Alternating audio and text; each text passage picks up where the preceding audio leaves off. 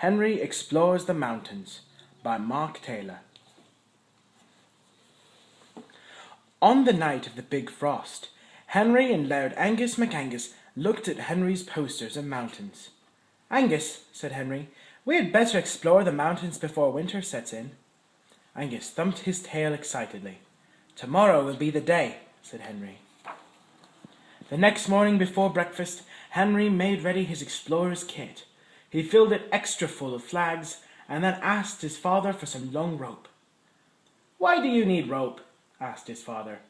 "We're heading into the wild and untracked mountains," said Henry. "You always need rope when climbing in the mountains, for safety."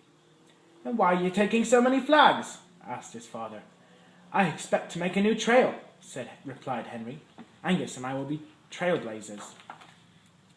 While he ate breakfast, Henry told his mother and father all about exploring mountains. "In which direction do the untracked mountains lie?" asked Henry's mother. "North," said Henry. "The trip will be long and hard."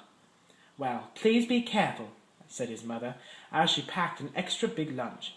"Explorers are always careful," said Henry, "because they never know what to expect." "I expect you to be home before dark," said Henry's father. "Of course," said Henry. It was a bright autumn morning as they started out. "Angus," said Henry, "I wonder what we will find in those wild mountains." After a long trek, Henry and Angus came to some hills. "These are called foothills," Henry explained. "First you come to the foothills, and then you come to the mountains." Henry looked back at the trail of flags. "I think we're blazing a good trail," he said proudly. When Henry and Angus came to a valley, they saw herds of wild game. Then Angus spotted a deer and chased it. Henry ran after them. Angus barked and barked. "Keep a steady head, Angus," called Henry. By the time Angus stopped chasing the deer, they were in a place where there were steep cliffs. "We are now in the mountains, and this is a mountain canyon," said Henry. "We must be careful to stick together.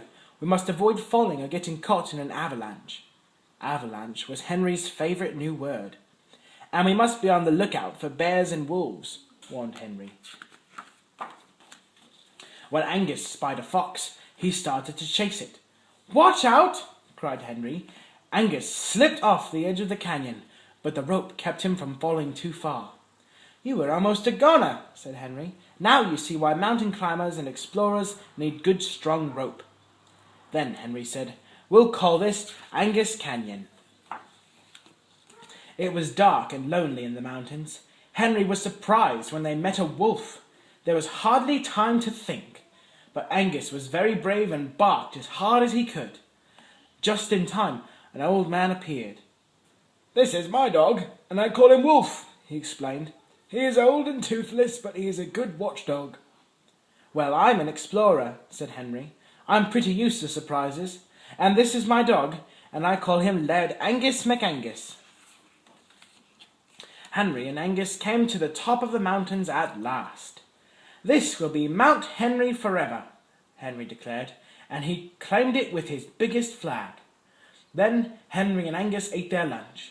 Exploring mountains had made them very hungry. Suddenly, Angus ran over to the edge of the mountain and began to bark. "What's the matter?" cried Henry. When Henry looked over the edge, he saw what Angus was barking about. It was a forest fire. Angus was so excited he forgot to be careful. Suddenly there was an avalanche, and Angus was carried away. Henry narrowly escaped going with him. When the avalanche was over, Henry tried to see what had happened to Angus. Angus was out of reach. He lay very still, and his eyes were closed. "Angus! Angus!" shouted Henry, but Angus did not move, and Henry could not get down to him. "Grab the rope, Angus," Henry called. "I'll pull you up." But Angus lay very still. Below Angus was the fire. It was getting worse. Henry was in a terrible predicament. There was only one thing to do: find help. Henry ran as fast as he could.